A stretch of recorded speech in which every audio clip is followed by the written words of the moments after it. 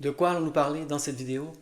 Nous allons parler du lien entre nos émotions et la douleur, ou on pourrait dire la douleur physique et la douleur émotionnelle, principalement celle causée par le rejet des autres, le rejet social. Pourquoi avons-nous mal physiquement? On l'a déjà expliqué, on va réviser.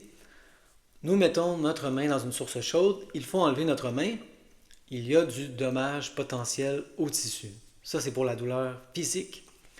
Pourquoi avons-nous de la douleur émotionnelle?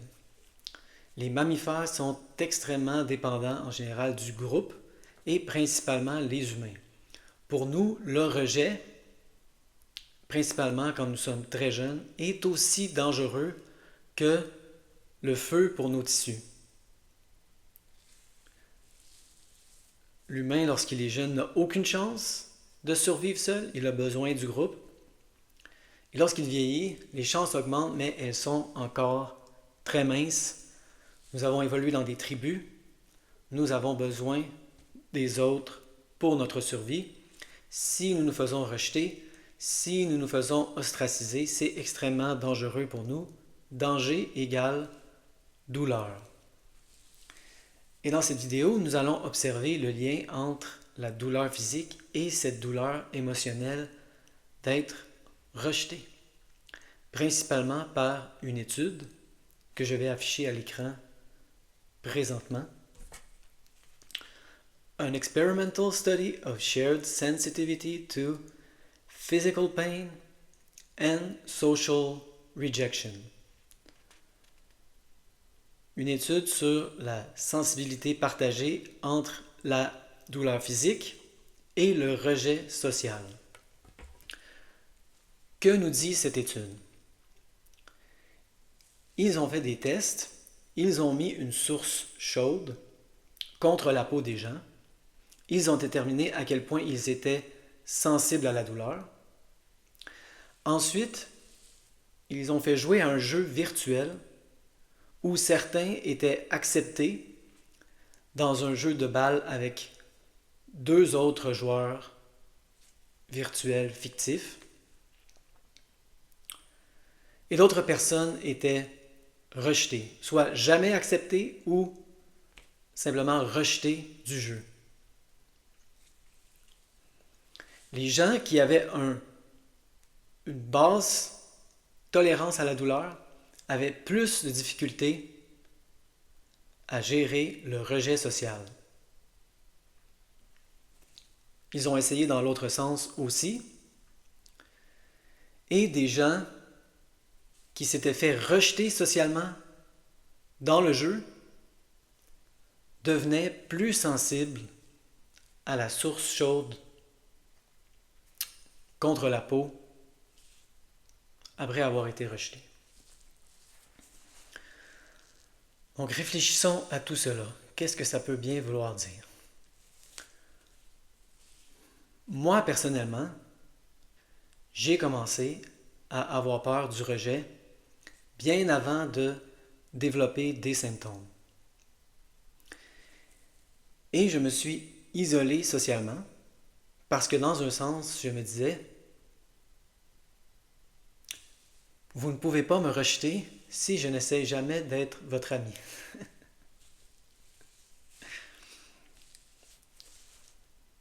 Je ne voulais plus vraiment aller vers les relations romantiques, je ne voulais plus vraiment aller vers les relations amicales. Si je n'essaye pas, je ne peux pas échouer. Donc, je m'étais isolé socialement bien avant d'avoir des symptômes.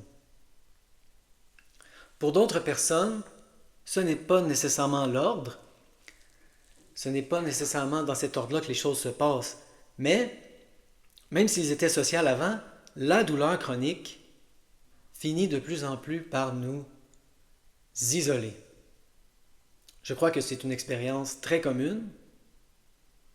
C'est ce qu'on entend dans tous les témoignages. Les gens qui commencent à avoir de la douleur chronique commencent à s'isoler. Donc même si on n'était pas isolé, comme moi avant d'avoir les symptômes nous isolent et augmentent d'après cette expérience, notre perception de la douleur. Dans mon cas, j'avais les deux.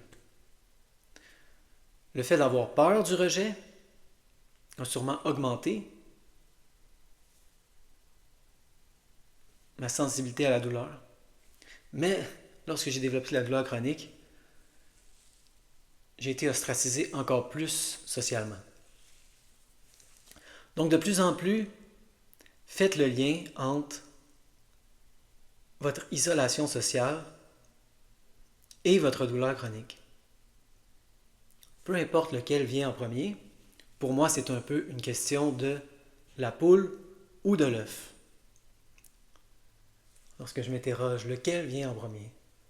Le rejet, l'isolation sociale ou la douleur, c'est vraiment une question de la poule ou de l'œuf. Mais même si vous pouvez clairement identifier que vous étiez une personne sociale avant et que la douleur chronique vous a coupé du groupe,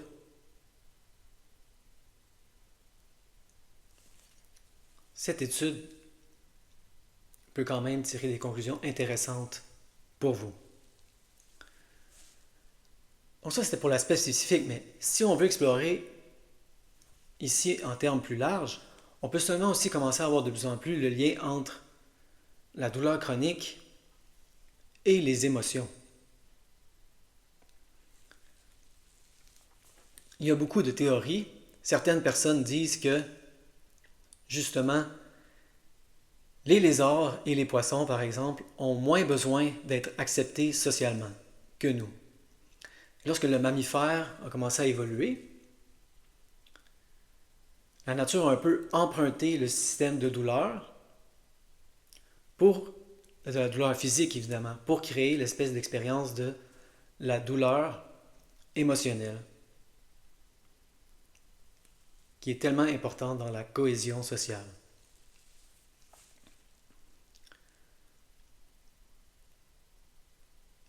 Mais d'autres études nous disent aussi, évidemment, et on ne comprend pas tout à fait encore comment le cerveau fonctionne, que les deux sont tout de même différents et qu'il y a un système de ce qu'on appelle la douleur aiguë et un système de qu'est-ce qui serait pour nous la douleur chronique. Donc on va parler d'une autre étude maintenant, qui s'appelle Shape Shifting Pain, Chronification of Back Pain, Shifts Brain Representation from Nociceptive to Emotional Circuits. La douleur qui change de forme, la chronification de la douleur chronique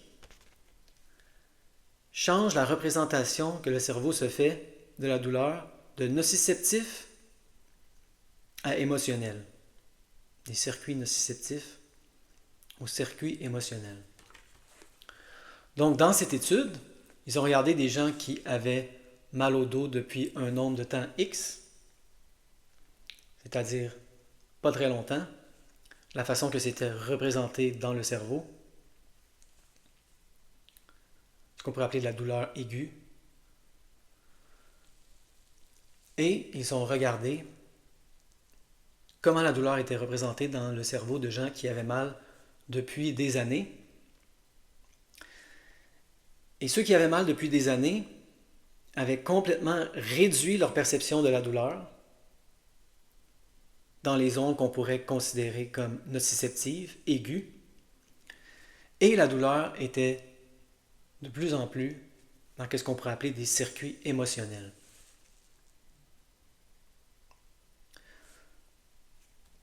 Donc cette étude est très intéressante aussi, c'est une piste intéressante pour vous, pour faire le pivot, comme ils disent toujours dans le reconditionnement de la douleur, du physique vers le psychologique, du structurel vers l'émotionnel. C'est le chemin que la douleur occupe dans notre esprit. De aigu à chronique, de physique vers émotionnel, peut-être même mémoriel. Ça devient quelque chose d'appris, ça devient un souvenir. Et moi, c'est mon expérience. Des fois, j'ai encore ce qu'ils appellent des échos de douleur chronique. Surtout celle-ci. mon cerveau ne l'a pas encore oublié à 100%. Et des fois, il essaye de me redonner cette vieille sensation.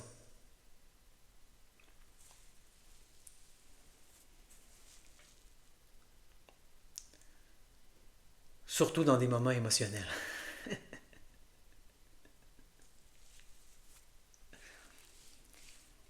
Mais je ne m'inquiète pas. Je réalise que c'est émotionnel.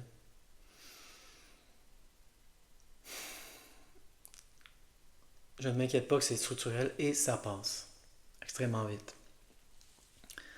Donc j'espère que cette vidéo a été utile. J'espère qu'elle vous donne des pistes pour explorer votre douleur chronique. De plus en plus, évidemment, on fait le pivot du structurel vers l'émotionnel. La douleur chronique dans le cerveau n'est plus représentée de la même manière que la douleur aiguë. De plus en plus, faites le lien entre l'isolation, le rejet et la sensibilité à la douleur.